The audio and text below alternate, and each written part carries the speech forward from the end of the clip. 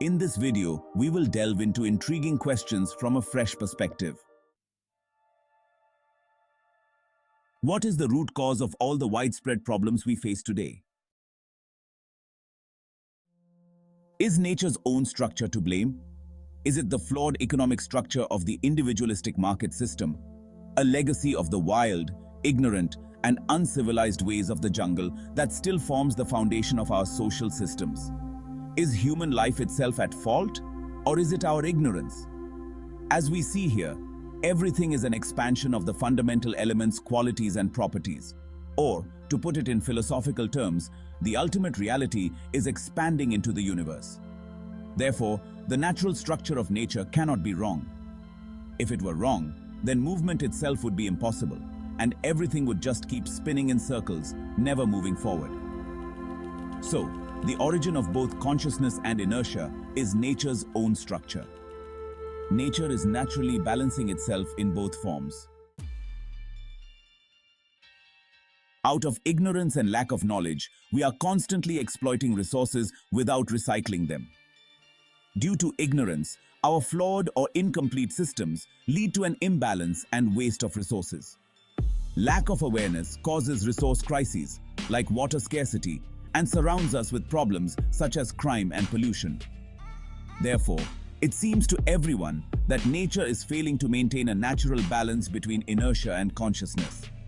However, nature's inherent structure is naturally balanced in both forms. This is the balanced structure of nature's natural existence. The root cause of many issues today is the economic structure that underpins our social systems. We are burdened by this flawed economic structure due to a lack of understanding. It's a primitive and outdated economic structure, still stuck in the survival of the fittest mentality. In the jungle, those who survived lived, and those who couldn't perished. This same might makes right system persists in our social systems. It constantly tramples upon knowledge and science and continues to undermine scientific progress.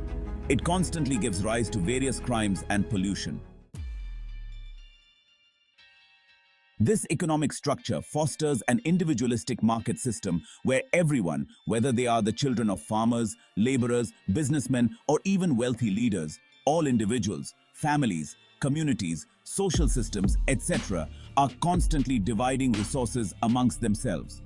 They then create their own goals and systems to live their own happy lives. Consequently, everyone's goals and systems clash with each other. This happens even among siblings. Whether it's individuals, communities, or organizations, there's constant conflict and friction. From these conflicts arise all sorts of crimes and pollution.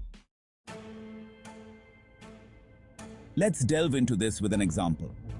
Picture a farmer who owns 50 acres of land split into 10 plots. These 10 plots create 40 boundaries.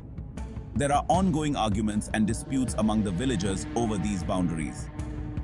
Now, the farmer has 4 sons and they divide the 50 acres into 40 pieces.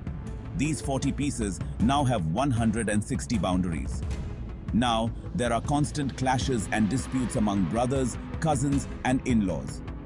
And the disputes with the villagers over the original boundaries persist. From all these conflicts, various crimes and pollution emerge. Another scenario. Consider an existing restaurant. Someone takes a loan, acquires land nearby, and starts building a new restaurant. Now, the owner of the existing restaurant fears a split in their livelihood. They fear losing their current way of life. Driven by this fear and anxiety, the owner of the existing restaurant will create obstacles for the new restaurant. They will try to ensure the new restaurant fails. If the new restaurant survives, it's fine.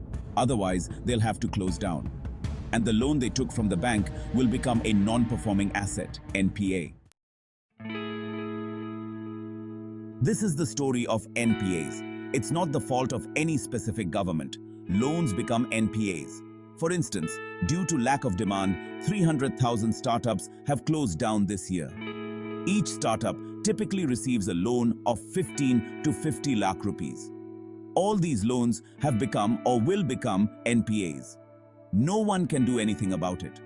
The public's money will continue to drown. It's crucial to understand this individualistic economic structure. So, nature is not to blame. Nature is constantly balancing itself between inertia and consciousness. And there's no fault in people either. People are fine just the way they naturally are. They are perfect as they are. They will find a system that aligns with their natural understanding of a happy life based on their own unique natural perceptions. This is what we call their innate originality. They can live freely in their own originality, experiencing the world with ease and finding happiness. The entire world can experience a fulfilling life where everyone's definition of happiness is met, with simplicity, without struggle, without the need for force, living in peace and happiness. First example. In places with water scarcity, people fight, even kill for water. Powerful entities hoard water, creating imbalance and misuse. But where water is abundant, no one even thinks about it. They know that water is readily available from the tap or the well. If a neighbor faces water shortage, they offer to share, saying, "Use ours for a couple of days." This way, they are helpful and live true to their nature. The person is the same, but in one scenario, there's a system, and in the other, there isn't. Second example. If a household always has sweets available, everyone takes what they need when they need it. With a proper system, everyone lives according to their nature. They know that sweets are always available, managed by the head of the family. But if sweets are a rarity, everyone, young and old, fights over them. Without a system, they don't live true to their nature. Third example. If a household has a scarce item, everyone treasures and protects it, even if it's easily available outside. If someone takes it without permission, the head of the family might not say anything, but will be deeply bothered.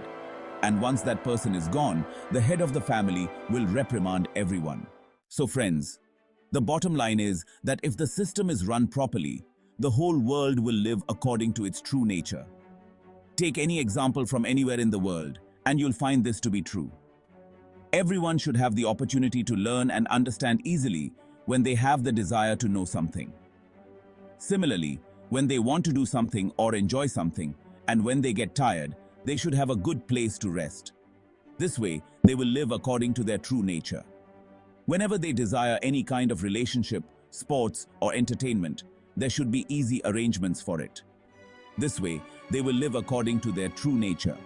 Just give them a system that aligns with their true nature, and they will live accordingly, in harmony with love and understanding. In this way, the whole world will live in its true nature, with happiness, peace, and harmony in relationships. Sensitivity will increase everywhere. Therefore, there is a need for a happy global social economic structure. This structure is already in place in the form of a small family arrangement. We just need to understand it. Just like the head of a small family provides clothes, shoes, mobile phones, etc. to all the members separately, gives spacious rooms to all the sons, arranges for food and drinks, and shares all the resources they have. When this small family arrangement is expanded into a global social structure on Earth, it takes the form of Vasudhaiva Kutumbakam, which is based on the principle of Sarve Bhavantu Sukhina. This is the essence of Vasudhaiva Kutumbakam. Based on this happy global social economic structure, a complete solution for the global social structure has been written, which the ULM team is constantly working hard to present to all intellectuals and social thinkers. The entire solution system is simply an extension of a small family arrangement into a global social structure on Earth, giving rise to the principle of Sarve Bhavantu Sukhina. This happy global social economic structure is just, natural, and operates in coexistence with all of existence, in harmony with nature, and naturally cooperates with the whole world. Therefore, we request all of you to review it, identify any shortcomings, clarify any confusion, and then implement this system in the country, becoming pioneers of the global social structure. Thank you all.